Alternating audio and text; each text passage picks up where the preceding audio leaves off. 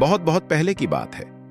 मणिपुर के कांगलेपाक राज्य में एक निगठू और एक लेइमा नामक राजा और रानी रहते थे। सब उन्हें बहुत प्यार करते थे।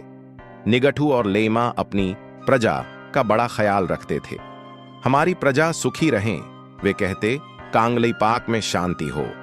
वहां के पशु पक्षी भी अपने राजा रानी को बहुत चाहते थे।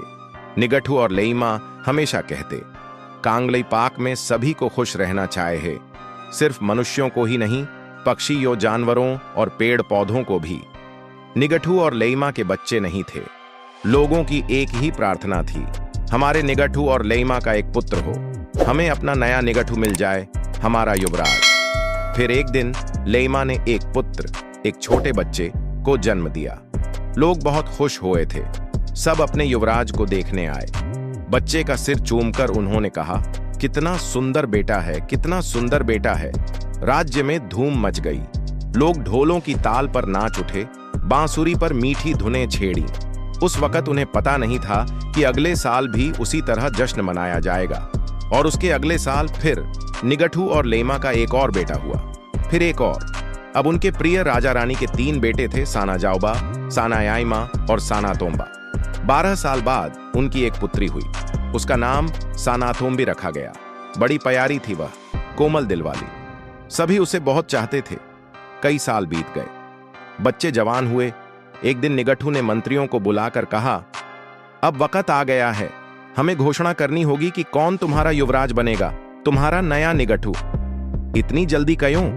आश्चर्य से मंत्रियों ने एक दूसरे से पूछा। पर जब उन्होंने करीब से निगठू को देखा, उन्हें भी लगा कि हां, वे सचमुच बड़े हो चुके थे। यह देखकर वे दुखी हो गए। अब मुझे तुम्हारा युवराज चुनना ही है, निगठू ने कहा। मंत्री हक्के बक्के रह गए। निगठू, चुनाव की क्या जरूरत है? आपका सबसे बड़ा पुत्र साना जाओबा ही तो राजा बनेगा। निगठू ने जवाब दिया, पुराने जमाने में ऐसा होता था, सबसे बड़ा बेटा ही हमेशा राजा बनता था। लेकिन अब समय बदल गया है, इसीलिए हमें उसे चुनना है जो राजा बनने के लिए सबसे योग्य है। चलो, राजा चुनने के लिए एक प्रतियोगिता रखते हैं, लेइमा ने कहा। और तब कांगलेपाक में एक मुकाबला रखा गया, एक घोड़ों की दौड़ का। जो भी उस बरगद के पेड़ तक सबसे पहले पहुंचेगा, युवराज उसे ही बनाया जाएगा। लेकिन एक अजीब बात हुई। साना जाओबा, साना याइमा और साना तोम्बा तीनों ने दौड़ एक साथ खत्म की। कौन जीता, कौन हारा, कहना मुश्किल था। देखो देखो, लोगों में शोर मच गया, कितने अच्छे घुड़सवार हैं। मगर सवाल वहीं का वहीं रहा, नया निगठू कौन बनेगा? निगठू और लेइमा ने अपने बेटों को बुलाया।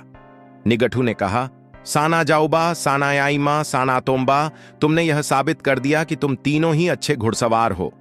अब अपने अपने तरीके से कुछ करो ताकि हम तुम में से युवराज चुन सकें। लड़कों ने राजा, रानी तथा लोगों को प्रणाम किया और अपने घोड़ों के पास चले गए। एक दूसरे को देखकर वे मुस्कुराए, मगर मन ही मन तीनों यही सोच रहे थे कि क्या खास किया जाए। अचानक हाथ में बरछा लिए साना जाओबा अपने घोड़े पर सवार हो गया। उसने चारों तरफ देखा, लोगों में सन्नाटा सा छा गया। साना जाओबा, सबसे बड़ा राजकुमार, अब क्या कर दिखाएगा, उन्होंने सोचा। साना जाओबा ने दूर खड़े शानदार खोंगनंग को ध्यान से देखा। उसने घोड़े का एड़ लगाई और घोड़ा झट से दौड़ पड़ा। वह तेज और तेज पेड़ की ओर बढ़ा। शाबाश शाबाश, सब चिल्लाए, थाउरो थाउरो, और फिर एकदम शांत हो गए। साना जाओबा धड़धड़ाता हुआ खोंगनक के पास पहुंचा। इससे पहले कि कोई कुछ समझ पाता, वह पेड़ को भेदकर घोड़े समेत उसके अदर से निकल गया। थाउरो थाउरो, लोग फिर चिल्लाए। अब दूसरे राजकुमार साना याइमा की बारी थी। वह भला क्या करेगा? साना याइमा ने भी खोंगनक को गौर से देखा। फिर उसने भी घोड़ा दौड़ाया, बहुत तेज। सांस थामे सब चुपचाप देख रहे थे। पेड़ के नजदीक आकर उसने घोड़े को कूदने के लिए एड़ लगाई। दोनों ऊपर कूदे, इतने ऊंचे कि एक अद्भुत छलांग में वे उस विशाल वृक्ष को पार कर दूसरी ओर पहुंच गए। देखने वाले दंग रह गए। कमाल है, कमाल है, वे चिल्लाए। और अब बारी थी छोटे राजकुमार साना तोम्बा की। उसने भी खोंगनक की ओर घोड़ा दौड़ाया और पलक झपकते ही उसे जड़ से उखाड़ डाला। बड़ी शान से फिर उसने पेड़ को उठाया और निगठू और लेइमा के सामने जाकर रख दिया। बाप रे, कितना हंगामा मच गया। थाउरो थाउरो, शाबाश शाबाश, कि आवाजें पास के पहाड़ों से गूंज उठी। अब आप ही बताओ, तुगी निगठू किसे बनना चाहे है? साना जाऊबा, साना याइमा, साना तोम्बा, पेड़ को भेद कर कूदने वाला, पेड़ के ऊपर से छलांग लगाने वाला, या फिर पेड़ को उखाड़ने वाला? ज्यादातर लोग सानाथोम्बा को चाहते थे। कया वह सबसे बलवान नहीं था? उसी ने तो इतने बड़े खोंगनक को आसानी से उठा लिया था। लोग बेचैन होने लगे। निगठू और लेइमा अपना फैसला सुनाने में कईयों इतनी देर लगा रहे थे। वे कर क्या रहे थे? निगठू और लेइमा सानाथोम्बी को देख रहे थे।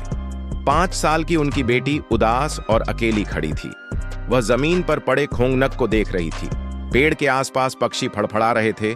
घबराए हुए वे अपने घोंसले ढूंढ रहे थे। सानाथोम्बी खोंगनक के पास गई। खोंगनक मर गया। वह धीरे से बोली, उसे बरछे से चोट लगी और अब वह मर गया। सन्नाटा छा गया। लेमा ने सानाथोम्बी के पास जाकर उसे बाहों से भर लिया।